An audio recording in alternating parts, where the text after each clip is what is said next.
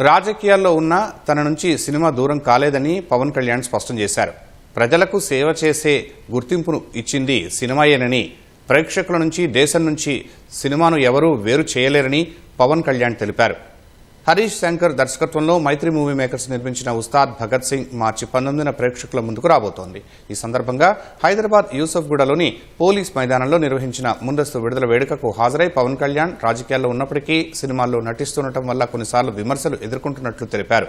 ఎంతో కష్టపడి నిజాయితీగా చేసిన ఉస్తాద్ భగత్ సింగ్ గబ్బర్ సింగ్ అంతటి ఘన విజయాన్ని అందుకుంటుందని విశ్వాసం వ్యక్తం చేశారు.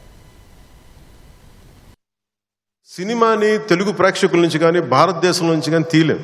Entertainment is the soul of this nation. అది మన సంస్కృతాలకు మూలాలు ఇవన్నీ. అందుకని ఈ సినిమాని తీసేయలేం మన జీవితాల్లో నుంచి. ఇది గబ్బర్ సింగ్ అంత విజయం సాధించాలని మనస్ఫూర్తిగా నేను కోరుకుంటున్నాను. సినిమా కూడా చాలా ఎంగేజింగ్గా ఉంది, ఎంటర్టైనింగ్గా ఉంది అనిపించింది నాకు చూస్తూ ఉంటే. ఒక మాస్ ఎంటర్టైనర్ గాను, లేదంటే మీరు ఎలా చూస్తారు, నేను కూడా 19th ఉగాది రోజున మీరు ఎలాంటి తీర్పునిస్తారు, మీకు ఎలా నచ్చదు నేను కూడా ఎదురు చూస్తా ఉన్నాను. పాలిటిక్స్లో ఉన్నాగా నేను ఎప్పుడు సినిమా నా నుంచి తీయలేదు.